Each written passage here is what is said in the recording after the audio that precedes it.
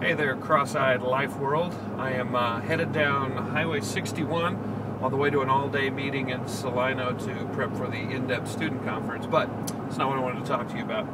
Having a couple of spare moments, and by the way, let's just pause for a second. Sometimes I get criticized for driving and filming at the same time. Notice where my eyes are, watching the road. Promise it's safe. I would never do anything unsafe. Well, maybe not never. At least I wouldn't do anything stupid. Back to the point. I'm driving down the road here. I'm on day 2 of about a 10-week competition. We're doing a fitness challenge between myself and all of the Crosspoint campus pastors. I'll tell you what, it feels good to get back in the game and try and do something significant as far as taking care of yourself, what you eat and what you do. I've jumped in on the Insanity program again, which is that DVD workout that it's kind of crazy. I think that's why they call it Insanity. But even after a couple of days, even though I feel really good about what I'm doing, I am worn. Even though I know it's the right thing for me to do to get in shape, my body is sore. And everything in me is screaming, take a nap and eat a cheeseburger. This is really one of the biggest issues in all of our lives, in what doesn't matter whether it's spiritual, physical, emotional, financial, relational.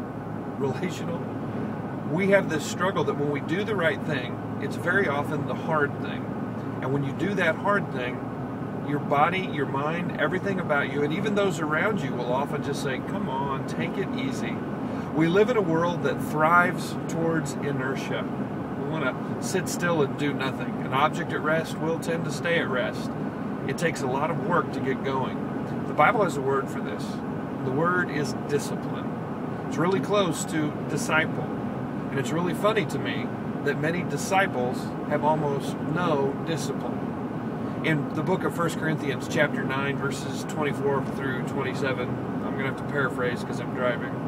It talks about all the runners running in a race, but they don't run to get a prize like you and I would know. They run to get the prize of Jesus Christ.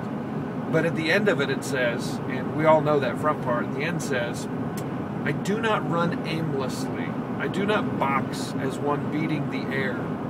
No, I discipline my body and get it under control so that after I have preached to others, I myself will not be disqualified for the prize.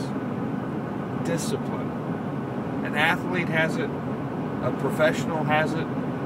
Every believer should have it. If you want to lose weight, you can't just half-heartedly go, well, I tried a little bit of this and I tried a little bit of that.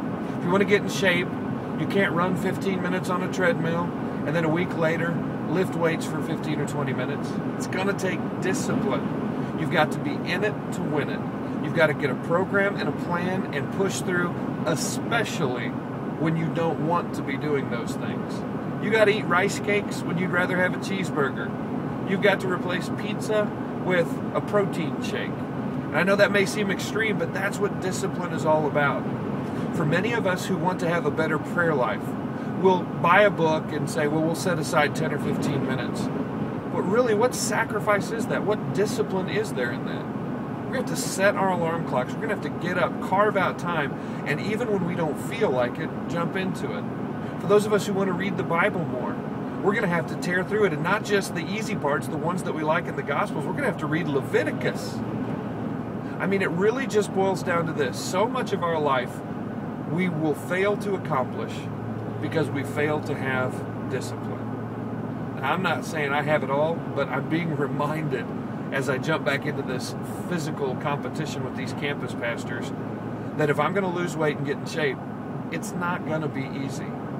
Listen to me. Your marriage being restored, it's not going to be easy. Your faith growing, it's not going to be easy. Raising kids God's way, it's not going to be easy.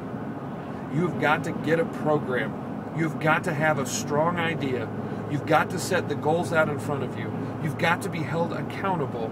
And then you don't run aimlessly. You don't beat the air. But with purpose, you control and discipline your life so that you can produce the fruit that God wants you and God says you can produce. We've preached too much that God will meet all those needs in the context that we don't even have to try. Well, God will meet all your needs, but on the other side of need is the discipline of the believer to grow and become what God wants us to be. So whatever it is that you need in your world, whatever it is you've been praying about, or whatever it is that we've, halfway, partially, sometimes reach for, forget it. Drop that old mentality.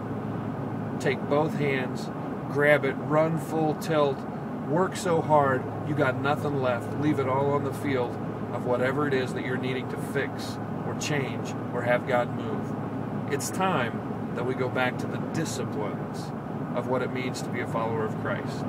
It's not easy, and don't look for the easy. Do the hard thing. It's almost always the right thing. Bye-bye.